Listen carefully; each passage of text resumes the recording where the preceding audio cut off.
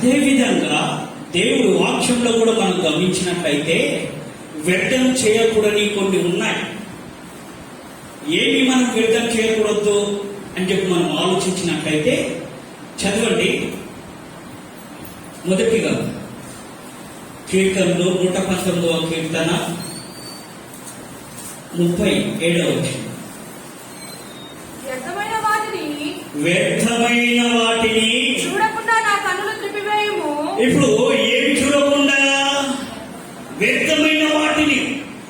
ఈ రోజులలో మన కన్ను ఏం చూస్తున్నాయంటే ఎక్కువ శాతం ఒక 70% చాలా మంది కనులు వ్యర్థమైన వాటిని చూస్తున్నారు. వ్యర్థమైన ఏం చూస్తున్నారు? వ్యర్థమైన తలంపులు కలిగే ఉంటున్నారు, వ్యర్థమైన ఆలోచనలు కలిగే ఉంటున్నారు. ఇక్కడ దేవుడు వాక్యం ఏమంటుందంటే వ్యర్థమైన వాటిని. అంటే వ్యర్థమైన వాటిని అంటే అర్థమైంది, పనికి రానిది, ఉపయోగపడనిది, మనకు అవసరము లేనిది. అవసరం లేనిది మనం చూస్తే అది మన జీవితంలో నష్టాన్ని కలగజేస్తుంది, శాపాన్ని కలగజేస్తుంది, మన కుటుంబంలో తెగుళ్ళని కలగజేస్తుంది. ఇప్పుడు మనం చూడాల్సింది ఏంటంటే వ్యర్థమైన వాటిని అని కాదు, వ్యర్థమైనవి కాదు.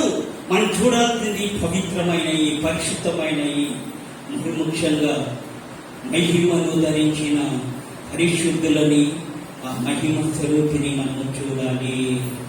హల్లెలూయా.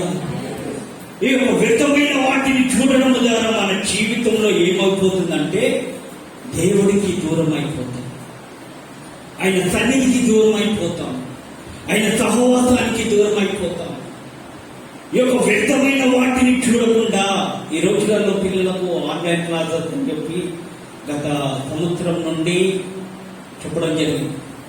ఈ యొక్క ఆన్లైన్ క్లాసెస్ జరుగుతున్న టైంలో ఏదో ఒక చిన్న మెసేజ్ వచ్చింది అనుకో, నోటిఫికేషన్, ఏదో పనికి మాలినవి, వ్యర్థమైనవి, అక్కడ చిన్న మెసేజ్ వచ్చిందంటే వీరి కన్నులు, వీరి చూపులన్నీ ఎక్కడెత్తాయి? ఆ మెసేజ్ వైపు వెళ్తాయి. ఇక్కడ ఏదో మెసేజ్ వచ్చింది, ఆ ఊరిలోకి పని లేదు, పనికి మాలిన అన్ని నోటిఫికేషన్ పంపిస్తారు. వచ్చిందని చెప్పి అది నొక్కగానే అక్కడ లోపల చూస్తే, ఆ వీడియోలో చూస్తే మొత్తం అంతా వ్యర్థమే, పనికి మాలినవే, అవసరం లేనియే. ఈ యొక్క ఆన్లైన్ క్లాసెస్ ఎప్పటి నుండి పెట్టారో అప్పటి నుండి చాలా మంది పిల్లలు దారి తప్పిపోయారు. కారణం ఏంటి? వ్యర్థమైన వాటిని చూడడం, వ్యర్థమైన వాటిని ఆశించడము ద్వారా, వ్యర్థమైన కోరికలు వారికి రావడం ద్వారా వారు చదువుకోలేక, ఇటు తల్లిదండ్రుల మాట వినలేక, ఇటు పెద్దలకు లోపడకుండా, మరి ముఖ్యంగా దైవికమైన భయము, భక్తి లేకుండా వారి ఇష్టానుసారంగా జీవిస్తున్నారు. దయచేసి గమనించండి, ఆన్లైన్ క్లాసెస్ మీ పిల్లలకు అవుతే మీరు నెట్ ఆన్ చేయగానే నోటిఫికేషన్ ఏదేదో పనికి మాలినది వస్తుంది. సింపుల్ ఏమిటది, ఆ నోటిఫికేషన్ రాకుండా అంటే గూగుల్లోకి వెళ్ళాలి, ఆ నోటిఫికేషన్ ఆప్షన్ వస్తుంది, ఆ ఆప్షన్ ఆఫ్ చేశారనుకో ఎలాంటి వ్యర్థమైన మెసేజ్లు రావు. హల్లెలూయా. మన చేతులతోనే పిల్లల భవిష్యత్తుని పాడు చేసినట్టు అవుతుంది. పనికి మాలిన మొబైల్ని, సెల్ ఫోన్ ఇచ్చి పిల్లల భవిష్యత్తుని పాడు చేసినట్టు అవుతుంది. ఈ రోజులలో పిల్లల విషయంలో ఆలోచిస్తే కొంచెం మంది దేవుడి బిడ్డలే, దేవుడి సన్నిధికి వచ్చేవారే, దేవుడి సన్నిధిలో సూచించేవారే పనికి మాలిన డాన్సులు చేస్తున్నారు, పనికి మాలిన నాట్యాలు. దేవుడి సన్నిధిలో ఉండేవారు, దేవుడిని ఆరాధించేవారు, దేవుని స్తుతించేవారు, ఆదివారం దేవుని స్తుతిస్తారు, సోమవారం నుండి శనివారం వరకు పనికి మాలిన డాన్సులు వేస్తున్నారు. వ్యర్థమైనవి నువ్వు నాట్యాలు చేసినా కూడా దేవుడి కృప ఉన్నంత వరకు నీ జీవితం బాగుంటది. దేవుడి కృప పోయిందంటే తర్వాత నీ పరిస్థితి చెప్పలేము.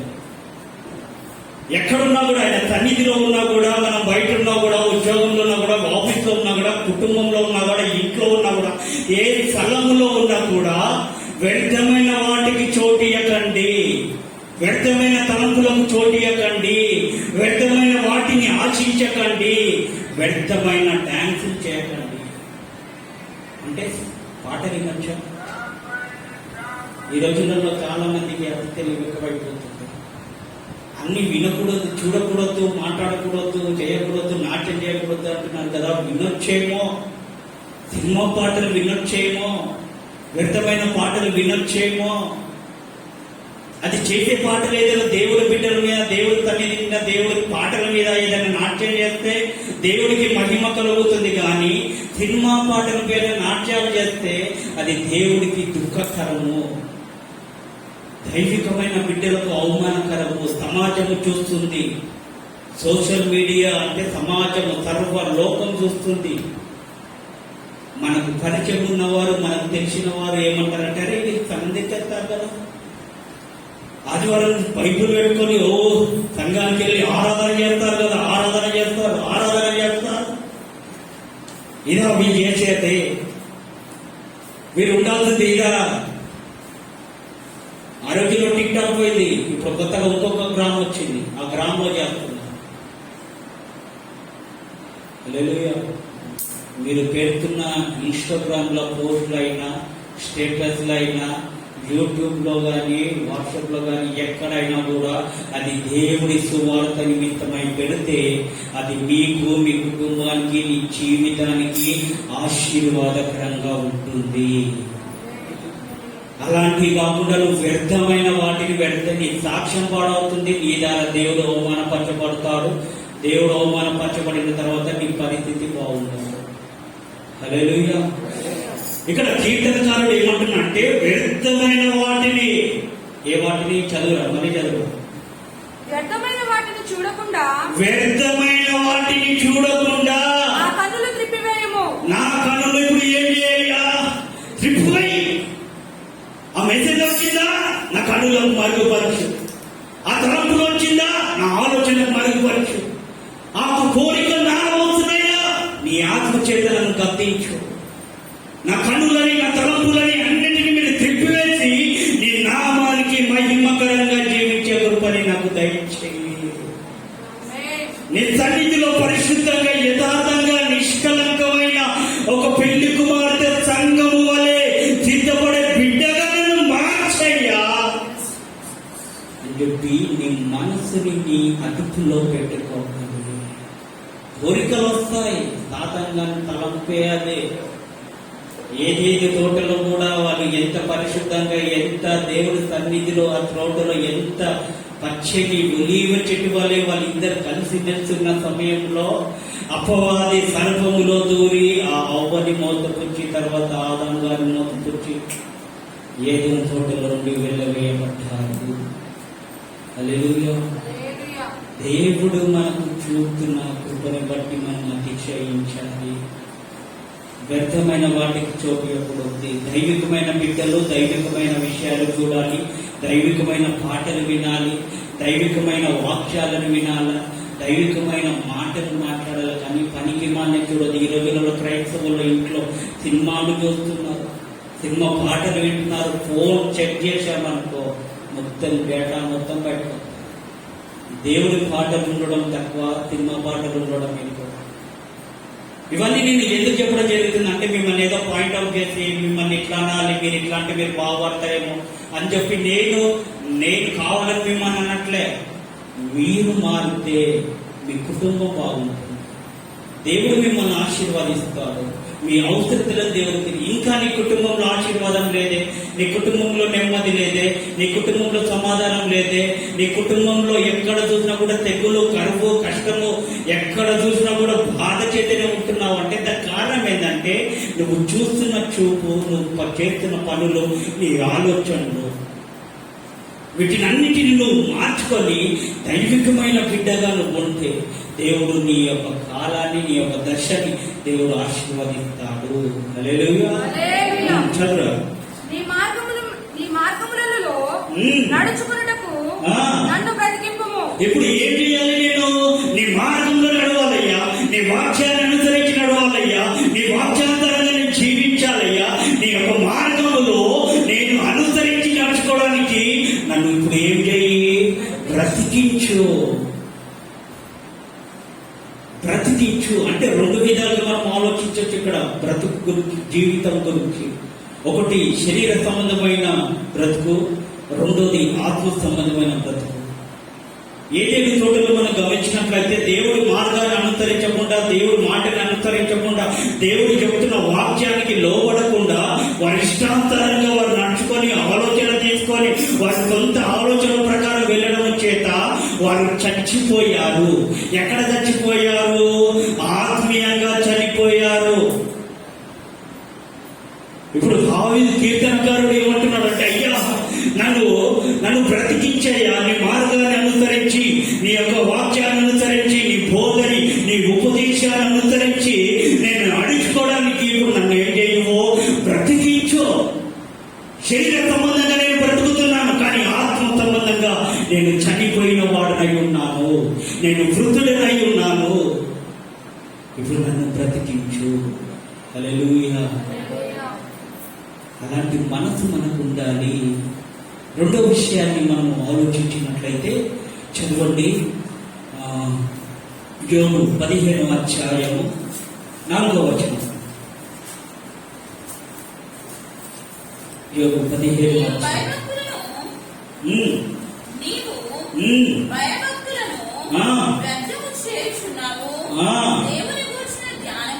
దేవుని గూర్చిన ధ్యానమును హల్లెలూయా. ఇక్కడ ఏం వ్యర్థం చేస్తున్నారంట? భయభక్తులు. ఏది చెప్పాలమ్మా? భయభక్తులు. సంఘానికి వస్తే భయము భక్తి కలిగి ఉంటారు, ఇంటికడికి వెళ్తే భయం లేదు, భక్తి లేదు. నా ఇష్టమే చెప్పాలి, నా ఇష్టాంతరంగానే ఉంటా, నా ఇష్టాంతరంగానే బ్రతుకుతా, నా ఇష్టాంతరంగానే నేను జీవిస్తా. దేవుడు లేదు, దయ్యం లేదు. కనీసం తల్లిదండ్రుల మాటలని ఉంటున్నారా ఇంటి దగ్గర? అది లేదు. ఒక యవ్వన ఏజ్ రాగానే, యవ్వన దశలోకి రాగానే తలంపులు మారిపోతాయి, ఆలోచనలు మారిపోతాయి, ఉద్దేశాలు మారిపోతాయి, చూపులు మారిపోతాయి, నడవడి మారిపోతుంది, పద్ధతులు మారిపోతాయి. భయము భక్తి లేకుండా జీవిస్తారు. నీ యొక్క భయము భక్తిని నేను వ్యర్థం చేయకుండా, దేవుడి భయాన్ని భక్తిని వ్యర్థం చేయకుండా, దేవుడిస్తున్న సహాయాన్ని సహకారాన్ని వ్యర్థం చేయకుండా, ఆయన యందు నువ్వు భయభక్తులు కలిగి ఉంటే అసాధ్యమైన కార్యములని దేవుడు నీ జీవితంలో సాధ్యపరుస్తాడు. నీ కుటుంబంలో నీ భర్త మారట్లేదని బాధపడుతున్నావేమో, నీ కుటుంబంలో నీ పరిస్థితులు ఈ విధంగా ఉన్నాయని బాధపడుతున్నావేమో, నెమ్మది లేకుండా ఉంటున్నావేమో, బాధపడుతున్నావేమో. అయ్యో, ఈ కార్యము నా చేత కాదయ్యా, నేను చెయ్యలేను, నాతో ఇది అసాధ్యమైన పని అని చెప్పి నువ్వు ఏదనుకుంటున్నావో, నువ్వు దైవికమైన భయము భక్తి కలిగి ఆయన సన్నిధిలో ప్రార్థిస్తే అసాధ్యమైన కార్యములని దేవుడు సాధ్యపరుస్తాడు. హల్లెలూయా. భయము భక్తి కలిగి ఉండాలి. ఈ రోజులో భయం లేదు, భక్తి లేదు, ఇష్టాంతరంగా ఉంటున్నారు. వారు ఎక్కడ ఉంటున్నారు? లోకంలో ఉంటున్నారు. లోకంలో ఉండడం చేత దేవుడికి అవమానం కలుగుతుంది. దేవుడి సన్నిధిలో భయము భక్తి కలిగి ఏ విధంగా ఉంటావో వేశ్యాదారి వలె ఉండకూడదు. క్లియర్ గా చెప్పాలంటే సున్నము కొట్టిన సమాధి వలె కొంతమంది క్రైస్తవులు ఉంటున్నారు.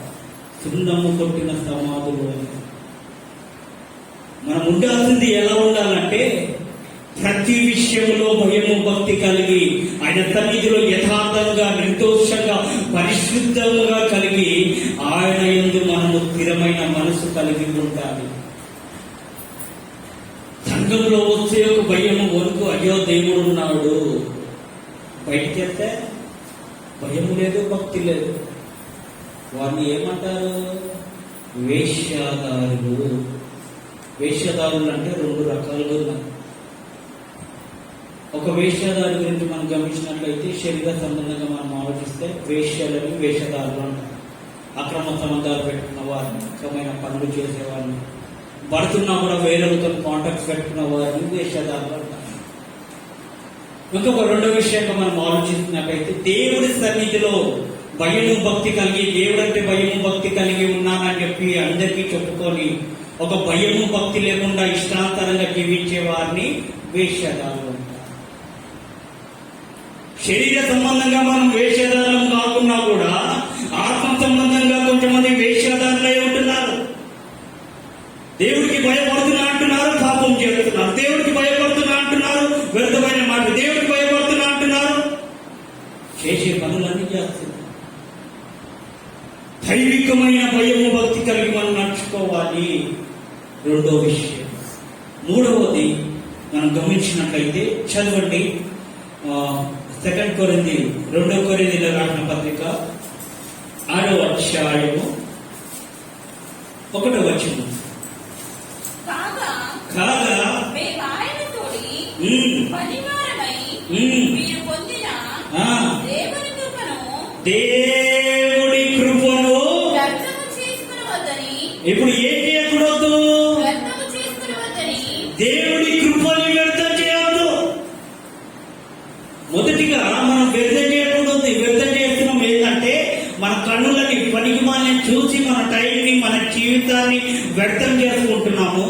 రెండవదిగా మనం గమనించినట్లయితే ఇక్కడ దేవుడు వాక్యంలో మనం చదివినట్లయితే దైవికమైన భయము భక్తి లేకుండా వేశ్యాదారుల వలె ఉండి మన జీవితాన్ని వ్యర్థం చేసుకుంటున్నాము. మూడవది, దేవుడి కృప పాపులమైన మన కొరకు, అపవిత్రులమైన మన కొరకు, ఏ యోగ్యత లేని, ఏ అర్హత లేని మనందరి కొరకు ఆయన కృప చూపించి గత 2000 సంవత్సరాల క్రిందట ఆయన ప్రాణ త్యాగాన్ని చేసి ఆయన బలియాగమై తిరిగి లేచాడు. ఆయన చూపిన కృపని కూడా ఈరోజు వ్యర్థం చేస్తున్నారు. ఏం చేస్తున్నారు? వ్యర్థం. ఏం వ్యర్థం చేస్తున్నారంటే దేవుడు చూపుతున్న కృపని కూడా వ్యర్థం చేస్తున్నారు. ఈ దినాన్ని చూడకుండా, ఈ క్షణాన్ని చూడకుండా అనేక మంది చనిపోయారు కదా. మనకంటే మేధావులు, అందగతులు, మనకంటే ఎదిగిన వారు చనిపోయారు కదా.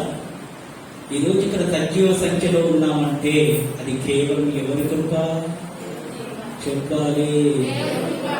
దేవుడి కృప.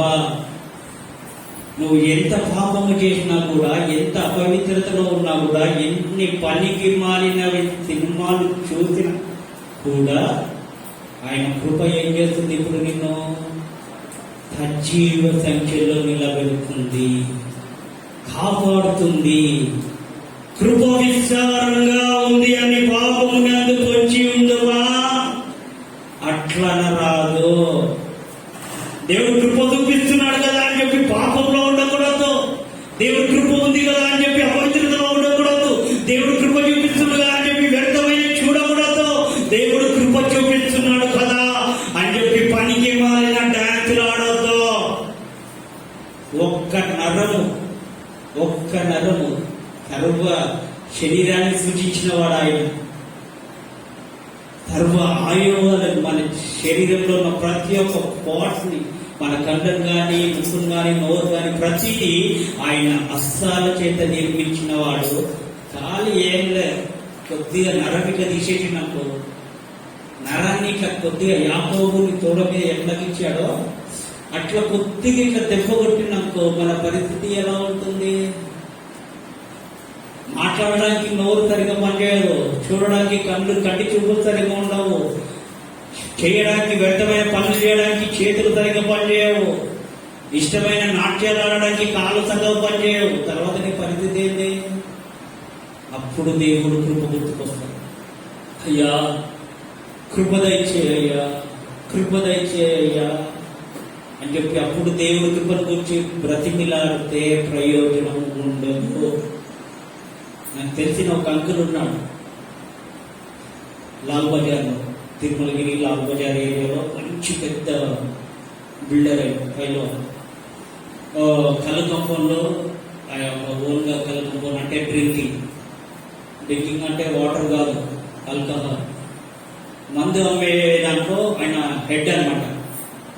అది పెట్టుకుని ఆయన మంచిగా రాబడి వస్తుంది, అన్ని చేస్తున్నాడు. కుటుంబంలో ఇంట్లో భార్య ఉన్నా కూడా, 2 ఆడపిల్లలు ఉన్నారు ఆయనకు.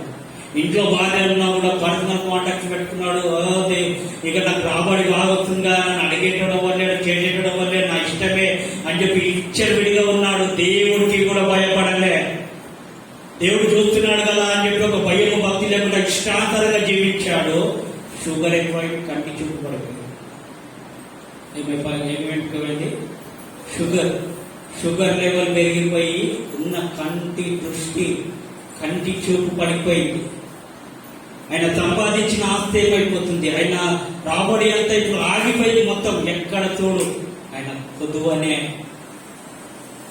దేవుడి కృప ఉన్నప్పుడు మన పరిస్థితులని, మన జీవితాలని తరికేసుకోవాలి. ఆయన కృప నుండి మనం దూరం అయిపోతే తర్వాత మనల్ని ఎవరు రక్షించలేరు, ఎవరు కాపాడలేరు. కంటి చూపు లేనప్పుడు అప్పుడు వెళ్ళి వాళ్ళ ఇంట్లో సువార్త చెప్పారు. అయ్యా, నిజమైన దేవుడు యేసుక్రీస్తు అయ్యా, ఆయన నువ్వు నమ్ముకో, దేవుడికి పైన కృప చూపిస్తాడు. డాక్టర్ ఒక 1 month లో చనిపోతాడు అని చెప్పి ఆ సర్టిఫికెట్ మీద డిక్లేర్ చేసేసాడు. అలాంటి వారిని ఇంటికి వెళ్ళి సువార్త చెప్పి ప్రార్థన చేసి మందిరానికి నడిపించాము. దేవుడి మహాకృపని బట్టి ఒక 1 నెల రోజుల్లో చనిపోయేట ఆయన 2 సంవత్సరాల వరకు సజీవంగా ఉన్నాడు. హల్లెలూయా. కారణం ఏంటంటే ఆయనకు దేవుడి వాక్యము చెప్పడం ద్వారా దేవుడి కృప ఆయనని ఆవరించింది. ఆయన దేవుని విశ్వసించాడు.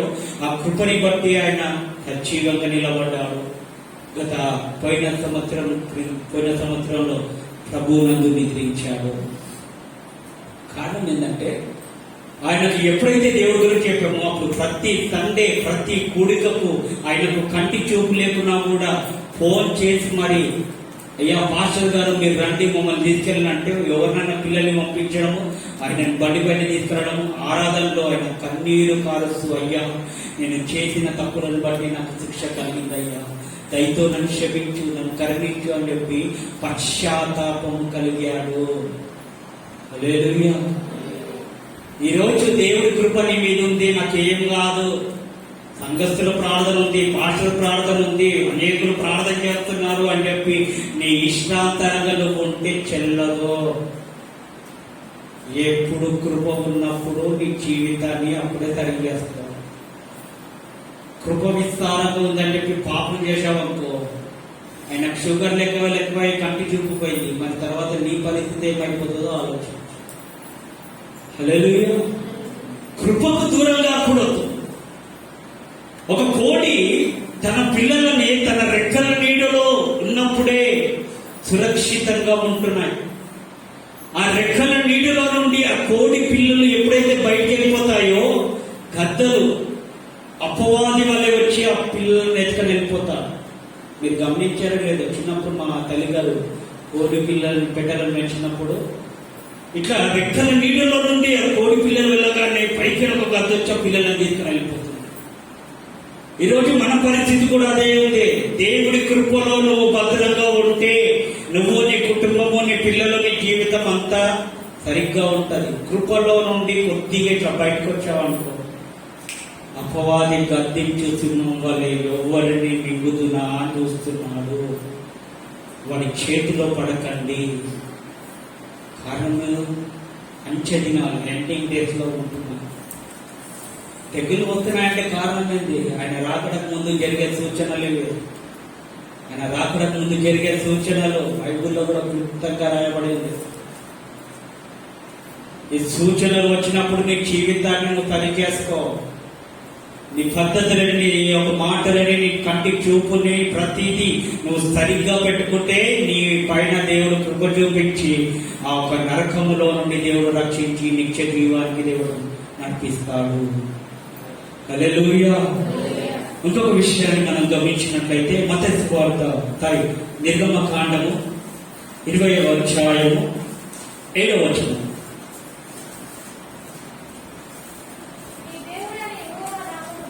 నీ దేవుడైన యెహోవా నామమును ఇప్పుడు ఏం చేద్దంట?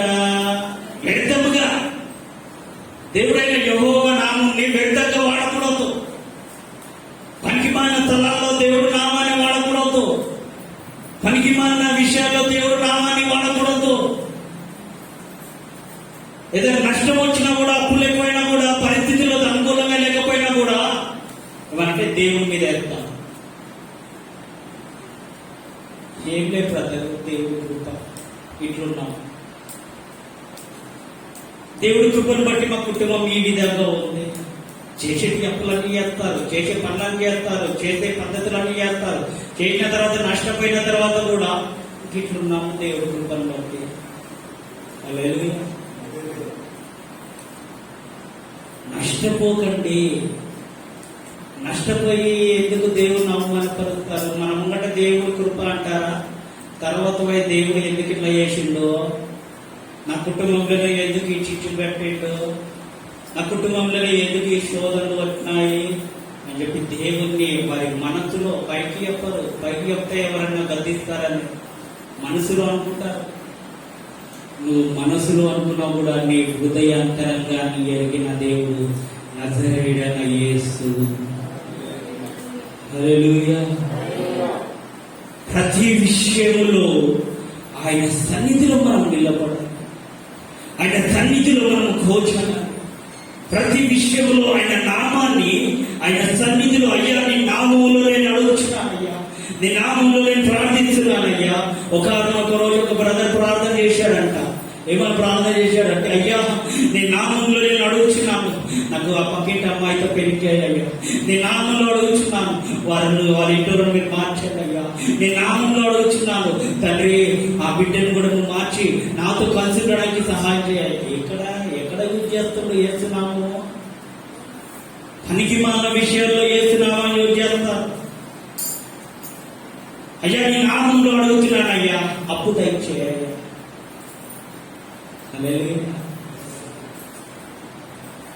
నీ నామంలో మూయబడిన ద్వారాలు తెరవబడును గాక అని చెప్పి ఈ విధంగా ప్రార్థన చేయాలి. కానీ నాకు అప్పు దయచేయ్యా, నాకు ఆ అమ్మాయితో పెళ్లి చేయండి అయ్యా, నాకు ఈ అబ్బాయితో పెళ్లి చేయండి అయ్యా అని చెప్పి యేసు నామాన్ని, దేవుడి నామాన్ని వ్యర్థంగా వాడకండి. ఆ వ్యర్థంగా వాడడం ద్వారా నీ జీవితంలో నష్టాన్ని నువ్వు ఎదుర్కొంటావు. ఏ వస్తువు ఇప్పుడు వాటర్ బాటిల్ దేనికి వాడాలి? వాటర్ తాగడానికే వాడాలి. ఇందులో నేను చికెన్ కర్రీ చేసుకుంటా, మటన్ కర్రీ చేసుకుంటా అని చెప్పి దీన్ని వ్యర్థంగా వాడితే ఈ బాటిల్ ఏమైపోతుంది? పాడైపోతుంది. నీ జీవితం కూడా అలాంటిదే. దేవుడి నామాన్ని వ్యర్థంగా నువ్వు వాడుకుంటే నీ జీవితం పాడైపోతుంది. దేవుడు ఏమన్నాడు? నీ జీవితం ఏమంటే ఒక అబ్బాయికి ఇచ్చాడంట, పక్కింటి అమ్మాయి కావాలన్నాడు. పక్కింటి అమ్మాయినే ఇచ్చి వాడు ఏదో బ్రతిలాడుతుంది కదా, వద్దురా వద్దురా వద్దురా వద్దురా అన్నా కూడా ఇంటలే అని చెప్పి అమ్మాయిని ఇచ్చి పెళ్లి చేయడం చేసిన తర్వాత అమ్మాయి వాడికి ఉర్రి అయిపోతుంది. ప్రతిదినము ప్రతి క్షణము శ్రమ శ్రమ శ్రమ గాయపడుతుంది. ఒక దేవుడి బిడ్డ ఉండి అంజుల పనిలో, అంజుల విగ్రహారాధనలో పూజలు చేస్తూ ఇప్పుడు వాడి జీవితం ఉంది. దేవుడిని విడిచిపెట్టాడు, తిరుమలగిరిలో ఉంటాడు. దేవుడు సంఘాన్ని విడిచిపెట్టాడు, దేవుడిని విడిచిపెట్టాడు. కారణం ఏంటంటే ప్రేమ. అట్లాంటి పాట పడతారు కదా, ప్రేమ యేసయ్యా ప్రేమ ప్రేమ యేసయ్యా ప్రేమ. హల్లెలూయా. ఈరోజు నువ్వు ఏ ప్రేమ కలిగి ఉన్నావు ఆలోచించుకోండి. యేసయ్య ప్రేమ కలిగి ఉన్నారా? లోక ప్రేమ కలిగి ఉన్నారా? ఇప్పుడు వాడి జీవితంలో దేవుడి సన్నిధికి రావాలంటే వాడికి ఒక భయం పట్టుకుంది. నేను నా దేవుడిని త్రోసివేసాను కదా, ఆయన కృపని త్రోసివేసాను కదా, ఆయన నామాన్ని నేను వ్యర్థమైన వాటికి వాడుకున్నాను కదా అని చెప్పి ఒక పశ్చాత్తాపము కలిగి ఎవరితో వాడి బాధ చెప్పలేక వాడిలో వాడు కుమిలిపోతూ కృంగిపోతూ, ఇది నాకు నరకమేరా బాబు, నేను చేసిన తప్పుకు నేను శిక్ష అనుభవించక తప్పదు అని చెప్పి శిక్ష అనుభవిస్తుంది. దేవుడు చెప్పినప్పుడు దేవుడికి లోబడితే మన జీవితంలో ఇలాంటి పరిస్థితులు ఉండకూడదు. హల్లెలూయా. ఇంకొక విషయాన్ని చెప్పి నేను త్వరగా ముగిస్తాను. చదవండి మత్తయి వార్త 6వ అధ్యాయము 7వ వచనం.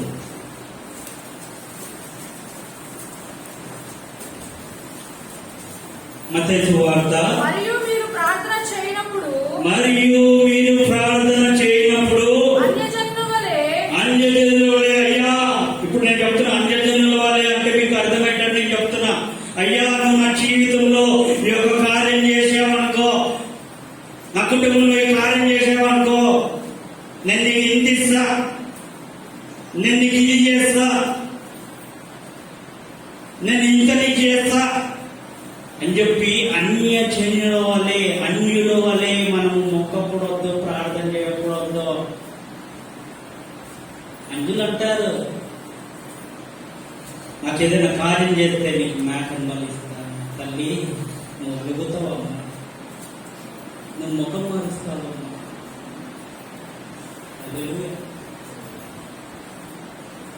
ఆ విధంగా వారు మొక్కుబడి చేస్తారు, ఆ విధంగా వారు చెల్లిస్తారు. దేవుడి బిడ్డలకు అది సరైనది కాదు. 101, 116 ఆ 1 ఏడికి వచ్చాయి. పద్ధతులు పాటించకండి, ప్రసాదాలని చెప్పి కులహారణం పెట్టకండి దేవుడి మందిరంలో. హల్లెలూయా. పద్ధతులని పాటించలేదు. ఎందుకంటే అన్యులు చేసే విధంగా అదే. ఇప్పుడు చిన్నప్పుడు నేను వెళ్ళాను కాబట్టి మీకు చెప్తున్నాను, మీరు కూడా వెళ్ళింటారు. మీరు నాకంటే మేధావులు, నాకంటే అనుభవం కలిగిన వారు, నాకంటే జ్ఞానం కలిగిన వారు, నాకు తెలిసిన ఎక్స్పీరియన్స్ నేను చెప్తున్నాను. పులిహారణం ఎక్కడ పెడతారు అసలు? వినాయకుడు పండుగ అయినప్పుడు అక్కడ పోగానే నేను రోజు ఒక 10 అన్న తిరుగుతున్నాను. అంజుడుగా ఉన్నప్పుడు వెళ్ళి అక్కడ పులిహారణము, పాశము అవన్నీ తినేది వచ్చి ఇంకా శుభ్రంగా అంటుంటాయి. పులిహారణం అంటే నాకు చాలా ఇష్టం. అంటే నేను అవి తింటాను అని చెప్పి అంటలే, అని చెప్పి మంచిగా అనుకుంటా ఉంటాయి. ఇప్పుడు కొన్ని సంఘాలలో గమనించినట్లయితే ఏం చేస్తున్నారమ్మా అంటే పులిహార. ఎక్కడికైనా వచ్చారు? బ్యాక్గ్రౌండ్ అయితే అది అంజుల్లో నుండి వచ్చారు. అంజుల్లో నుండి వచ్చింది. అంజు ఆచారాలని మనం సంఘంలో పాటించకూడదు, మార్చుకోవాలి. హల్లెలూయా. వారు పులిహారం పెడితే నువ్వు టమాటా రైస్ పెట్టు, లేకుంటే కర్డ్ రైస్ పెట్టు, ఎగ్ రైస్ పెట్టు, చికెన్ బిర్యానీ పెట్టు. అడిగేటోళ్ళు ఎవరు ఉన్నారు? ఎక్కడో చూసింది ఎవరితో మనం కాపీ కొట్టకూడదు. దేవుడి బిడ్డలది అంజులు కాపీ కొట్టాలి. హల్లెలూయా. ఆల్రెడీ పాత నిబంధన అంతా వాళ్ళు కాపీ కొట్టిరు. కనీసం కొత్త నిబంధన జాగ్రత్తగా కాపాడుతుందా? కొత్త నిబంధన మనం దేవుడి బిడ్డలమైన మనము, దేవుడి ప్రజలమైన మనము ఆ కొత్త నిబంధన అయిన ఆ ఆజ్ఞలను మనం జాగ్రత్తగా కాపాడుకొని పాతదంతా గతించే సమస్తము నూతనమైనది అన్నట్టు మన జీవితాన్ని నడిపించుకుందాం. పాత మళ్ళీ దేకండి, పాత ఆచారాలు మళ్ళీ దేకండి, పాత విషయాలు మళ్ళీ దేకండి, వ్యర్థమైన వాటికి మనం చోటు ఇవ్వకండి. హల్లెలూయా, హల్లెలూయా చెప్పాలి గట్టిగా. చదురా. అన్యజనుల వలె వ్యర్థమైన మాటలు వర్షింపవద్దు. అన్యజనుల వలె ఇప్పుడు చెప్పాను కదా, ఆ మాటలు వర్తించకూడదు. విస్తరించి మాట్లాడటం వలన తమ మనవి వినబడనని వారు తలంచుచున్నారు. ఇప్పుడు విస్తరించి మాట్లాడాలన్న ప్రార్థన దేవుడు ఆలకిస్తాడేమో, నేను చేసిన మొక్కుబడులను దేవుడు అంగీకరిస్తాడేమో, నువ్వు నా జీవితాన్ని కార్యం చేస్తా అంటే దేవుడు ఆశపడ్డాడేమో. క్లియర్ గా మీకు అర్థమైతే చెప్పాలంటే దేవుడికి ఆశ పెడుతుంది. అయ్యా ఇప్పుడు ఒక చిన్న పిల్లవాడు ఉన్నాడు. చిన్నప్పుడు నేనే చిన్నప్పుడు మా నాన్న కానీ, మా అమ్మగారు కానీ, మా బంధువులు కానీ, మా బాబాయ్, మా పిల్లలు కానీ ఎవరైనా షాప్కి వెళ్ళి రారా అంటే నాకు 2 రూపాయలు ఇస్తేనే పోతా. నాకు డబ్బులు ఇస్తేనే పోతా. అది ఎంత దూరమైనా నడుచుకుంటూ వెళ్తుండే. అంటే దానికి ఏంటంటే అర్థమైందంటే ఆశపడ్డా. దేనికి? వారు ఇచ్చే డబ్బులకు నేను ఆశపడ్డా. మీరు కూడా చేసి ఉండొచ్చు అవి. ఎందుకంటే ఇప్పుడు 2 రూపాయలు నడవట్లే, 1 రూపీ 2 రూపీ నడవట్లే, 100 రూపీస్ 50 రూపీస్. అమ్మ ఏదైనా ఇంట్లో పని చేయమంటే మమ్మీ నాకు 50 రూపీస్ ఇస్తే 100 రూపీస్ ఇస్తే చేస్తా, నాకు ఇది ఒకటి పెడితే చేస్తా, నా పని నువ్వు చేస్తే నేను చేస్తా. ఒక తల్లిని కూతురు బ్లాక్మెయిల్ చేస్తుంది. నువ్వు గిట్లా నా గురించి డాడీకి ఏమని చెప్పావనుకో నీ బండారం అంతా బయట పెడతా. ఏది పర్సనల్ కాంటాక్ట్స్ అన్ని బయట పెడతా. బ్లాక్మెయిల్ హల్లెలూయా. అందుకోసమే పిల్లల ముంగట తప్పు చేయకండి. అంటే పర్సనల్ గా ఏ విషయం అని ఆలోచన నువ్వు ఎక్కడ చేసినా కూడా దేవుడు చూస్తూ దేవుడి కను దృష్టిలో నువ్వు తప్పు చేయకుండా పరిశుద్ధంగా జీవించు. హల్లెలూయా. అయితే అక్కడ ఏం చేస్తారంటే వాళ్ళు, అయ్యా నువ్వు నాకు లోన్ ఇప్పించావనుకో, పర్సనల్ లోన్. ఇప్పుడు ఫ్యామిలీ లోన్ అయిపోయింది, పర్సనల్ లోన్ అయిపోయింది, అన్ని లోన్లు అయిపోయింది. మా చెల్లెమ్మ కాలేజ్ లేదు, ఎందుకంటే బ్యాంక్ లో జాబ్ వస్తుంది. మీకు ఎవరికైనా లోన్ కావాలంటే మా చెల్లెని సంప్రదించండి, మీకు అతి తక్కువ ఇంట్రెస్ట్ కి లోన్ ఇప్పిస్తారు. హల్లెలూయా. అయితే ఈ యొక్క పర్సనల్ ఇవన్నీ ఏం చేస్తున్నారంటే దేవుడి సన్నిధికి వచ్చి, అయ్యా నాకున్న ఈ తలనొప్పి, కాళ్ళ నొప్పి, రోగం తీసేస్తే నేను మీకు 116 ఇస్తానయ్యా, 1016 ఇస్తానయ్యా, నీ మందిరంలోనే భోజనం పెడతానయ్యా. హల్లెలూయా. అట్లా అంగిల్లాగా చేయకండి. దేవుడు మిమ్మల్ని బలపరిస్తే, దేవుడు మిమ్మల్ని ఆశీర్వాదిస్తే మనసారా ఆయన సన్నిధిలో మీరు ఏది పెట్టినా కూడా అది దేవుడికి మహిమకరంగా ఉంటుంది. హల్లెలూయా.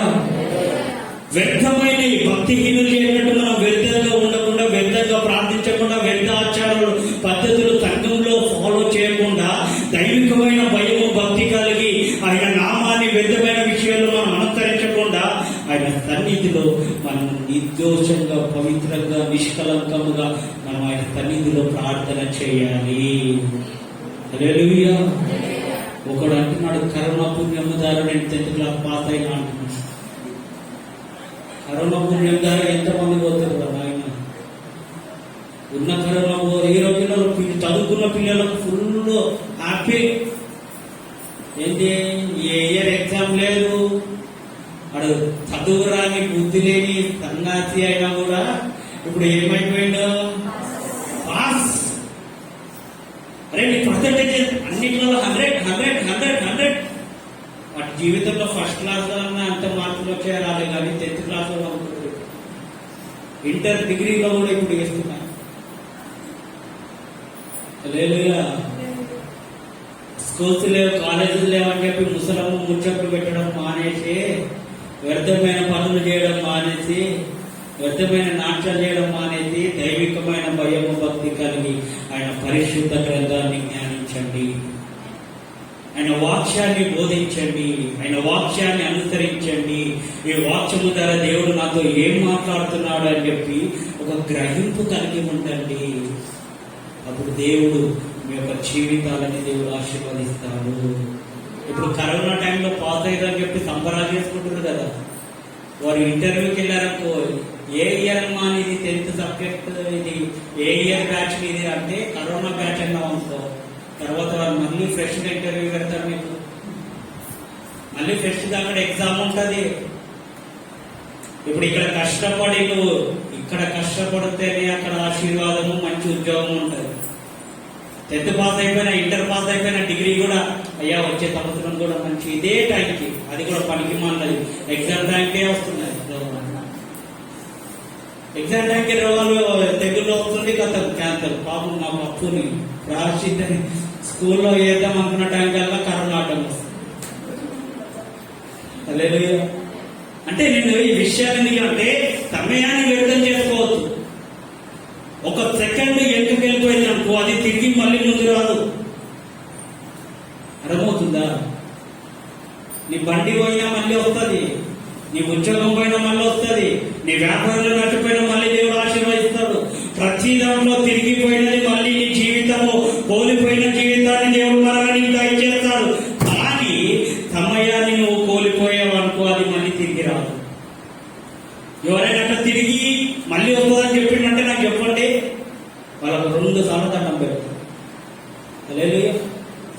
ఒక సెకండ్ ఒక్క సెకండ్ వెనకకి వెళ్ళిపోయింది అనుకో, ఆ సెకండ్ మళ్ళీ తిరిగి రావు. నీ జీవితంలో పొందుకోవాల్సిన ఆశీర్వాదాలను నువ్వు పొందుకోవాల్సిన సమయంలో దేవుడు యందు భయభక్తులు కలిగి ఉంటే ఆ ఆశీర్వాదాన్ని ఆ సమయంలో ఆ స్థలంలో నువ్వు పొందుకుంటావు. ఆ ఆశీర్వాదాన్ని నువ్వు పొందుకోకుండా అశ్రద్ధ చేస్తే, వ్యర్థము చేస్తే కోల్పోయిన ఆశీర్వాదం మరలా దొరకదు. యాకోబు ఆశీర్వాదించబడ్డాడు, ఏశావు ఏమైపోయాడు? అతను ఏశావుకు వచ్చే ఆశీర్వాదాన్ని కోల్పోయాడు. కారణం ఏంటంటే అశ్రద్ధ, వ్యర్థం చేశాడు. సమయాన్ని నువ్వు వ్యర్థం చేస్తే దేవుడు ఆశీర్వాదం పోతుంది. దేవుడు ఎందుకు భయభక్తులు నువ్వు లేకుంటే దేవుడు ఆశీర్వాదం పోతుంది. వ్యర్థమైన వాటిని నువ్వు చూస్తే చేస్తే దేవుడు ఆశీర్వాదం పోతుంది. నేను ఆశీర్వాదించయ్యా. ఏశావు వచ్చాడు, అయ్యా తండ్రి నన్ను ఆశీర్వాదించయ్యా, నన్ను ఆశీర్వాదించయ్యా అని చెప్పి రొమ్ములు కొట్టుకొని ఏడ్చినా కూడా కోల్పోయిన ఆశీర్వాదం మరలా ఏశావుకు దొరకలేదు. హల్లెలూయా. నీ జీవితంలో కూడా కోల్పోతున్న ఆశీర్వాదాన్ని నువ్వు కోల్పోకుండా ఒక భయము భక్తి కలిగి ఉంటే ఆయన పట్టజాలనంత దీవెను విస్తారంగా నీ పైన కుమ్మరిస్తాడు. హల్లెలూయా. ఇంకొక విషయాన్ని చివరిగా నేను ముగిస్తాను. ఇంకొకరు చదవండి. ఫిలిప్పీయులకు రాసిన పత్రిక 2వ అధ్యాయం 16వ వచనం.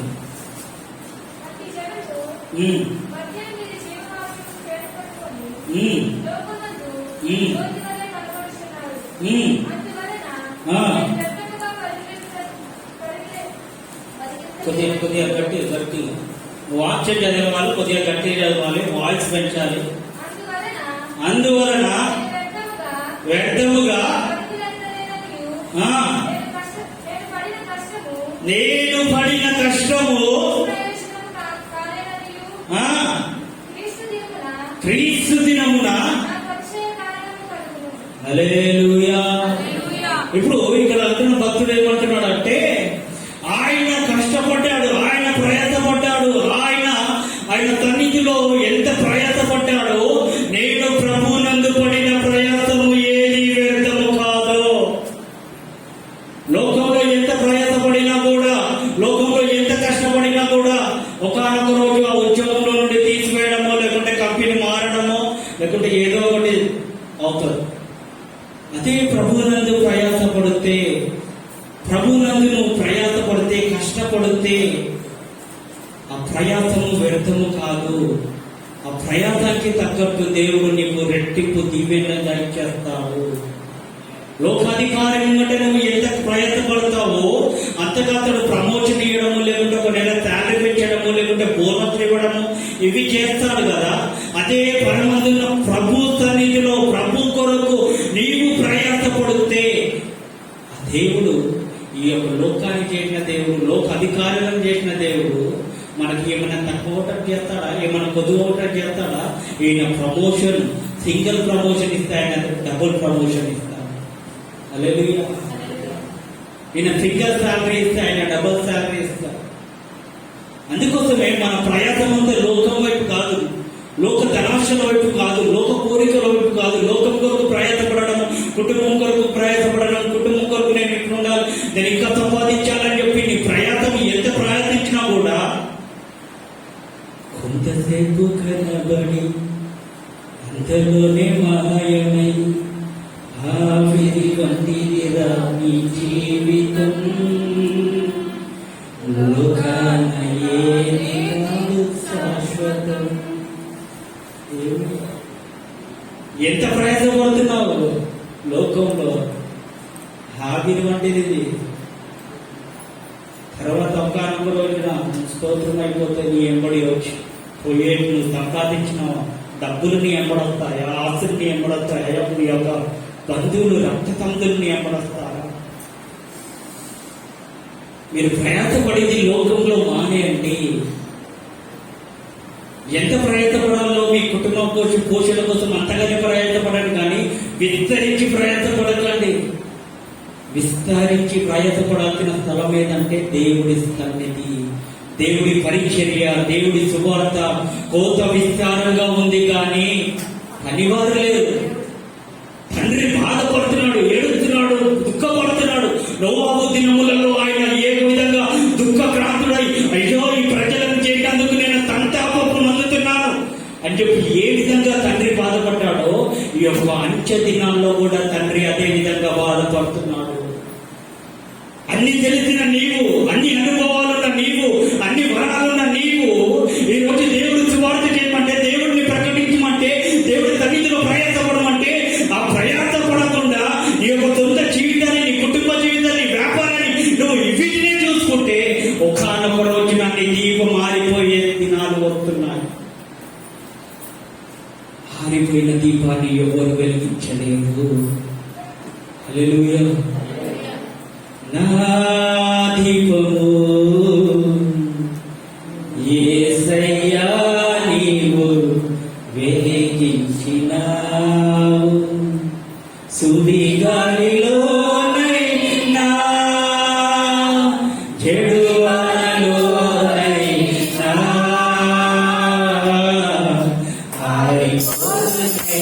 నీవు వెలిగించిన దీపము, నీవు వెలిగించిన దీపము, నీవు వెలిగించిన దీపము. ఆరిపోయిన మన జీవితాలని, పనికిమాలిన మన జీవితాలని, వ్యర్థమైన మన బతుకులని, పాపములో ఉన్న మనల్ని జీవ వాక్యము చేత దేవుడు మనల్ని వెలిగించాడు. ఆ వెలిగించిన దీపము ఆరిపోదు.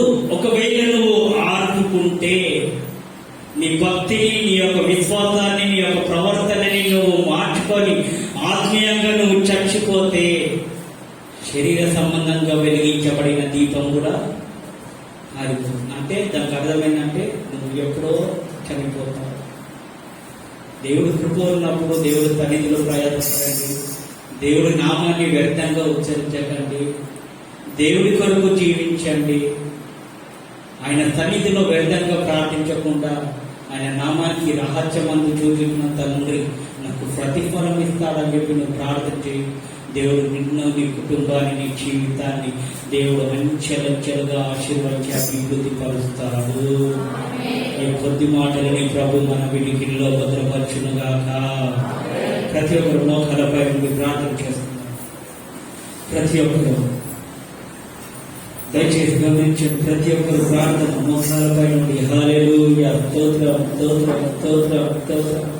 ఎక్కడ నువ్వు వ్యర్థంగా ఉంటుంది, వ్యర్థమైన మాటలు, వ్యర్థమైన ప్రవర్తన, వ్యర్థమైన పనులు, వ్యర్థమైన ఆలోచనలు, వ్యర్థమైన చూపులు చూస్తున్నావేమో, ఆయన సన్నిధిలో బ్రతికిలాడు. అయ్యా నన్ను క్షమించండి అయ్యా, ఇన్ని రోజులు నేను వ్యర్థమైన వాటికి, వ్యర్థమైన పనులకు, వ్యర్థమైన విషయాల్లో నేను చోటిచ్చానయ్యా. ఇక మీదట నేను దానికి చోటు ఇయ్యానయ్యా. తండ్రి నాకు సహాయం వచ్చేది, సహాయం వచ్చేది. ప్రతి ఒక్కరు ప్రార్థన చేయాలి. ఆయన సన్నిధిలో బ్రతికిలాడండి, ఆయన సన్నిధిలో కూర్చోండి. నీ కనుల ద్వారా వ్యర్థమైన చూసావేమో, నీ చెవుల ద్వారా వ్యర్థమైన విన్నావేమో, నీ నోటి ద్వారా వ్యర్థమైన మాటలు మాట్లాడేవేమో, నీ హృదయంలో వ్యర్థమైన తలంపులు కలిగి, నీ ఆలోచనలో వ్యర్థమైన ఉద్దేశాలు కలిగి ఉన్నావేమో, నీ కాళ్ళ ద్వారా, నీ చేతుల ద్వారా, నీ యొక్క శరీరము ద్వారా నువ్వు వ్యర్థమైన పనులు చేసావేమో. ఆయన సన్నిధిలో పశ్చాత్తాపడు, ఆయన సన్నిధిలో మోచాడు, ఆయన సన్నిధిలో కృప పొందుకో. ఆయన కృప చూపించినప్పుడు ఆ కృపలో నుండి నువ్వు దూరం అయిపోతే నీ పరిస్థితి మారిపోతుంది. నిన్ను రక్షించే వారే ఉండరు. అయ్యా నీకు వందనాలయ్యా. నీ కృపలో నుండి నేను దూరం కాకుండా సహాయం చేయండి అయ్యా. నీ కృపలో నుండి నేను తొలగిపోకుండా సహాయం చేయండి అయ్యా. నీ అందు భయభక్తులు కలిగి దేవా, నేను స్థిరంగా నీ మందిరంలో నాటబడే కృపని దయచేయండి. యేసు నీకు వందనాలయ్యా. ప్రతి ఒక్కరు చెప్పబడిన వాక్యం నిమిత్తమై మా అమ్మగారు ప్రార్థన చేస్తారు. పద్మమ్మ స్తోత్రుడయ్యా, స్తోత్రుడు తండ్రి. ఆయన నీ మాటలు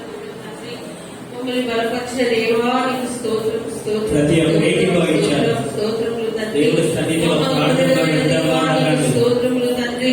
అయ్యా నీ మాటలు ప్రభువా మమ్మల్ని నాయన మార్చుటకు సహాయం చేస్తున్న దేవా నీకు స్తోత్రం, స్తోత్రం, స్తోత్రం చెల్లిస్తున్నాము తండ్రి. అయినా నీకు వ్యర్థమైన మాటలతో నా ప్రభా, వ్యర్థమైన పనులతో తండ్రి, వ్యర్థమైన కార్యాలు నా ప్రభా మాలో మా అందరిలో ఉన్నట్టున్నాయి తండ్రి. అయ్యా అటు వాటిని ప్రభా మమ్మల్ని నాయన వాటి నుంచి మమ్మల్ని దూరపరచండి దేవా నీకు స్తోత్రములు నాయన.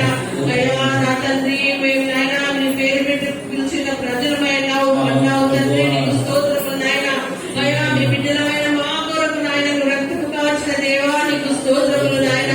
అయ్యా అంత త్యాగము నాయన మా కొరకు చేసిన దేవుడు అయ్యా నీకు స్తోత్రములు నాయన. మా లోపాలలో మాలో నాయన వ్యర్థమైన కార్యాలు నాయన ఎన్నో ఉండి ఉండొచ్చు నాయన ప్రభా మాకు తెలిసి తెలియక నాయన మేము వ్యర్థమైన వాటిని ప్రేమించవచ్చు దేవా నీకు స్తోత్రము నాయన. అట్టి వాటి నుంచి ప్రభా మమ్మల్ని దూరపరచు దేవా నీకు స్తోత్రము, స్తోత్రం, స్తోత్రం చెల్లిస్తున్నాము ప్రభా. అయ్యా ప్రభా నాయన మాదిరికరమైన జీవితాలను మాకు అనుగ్రహించండి ప్రభా.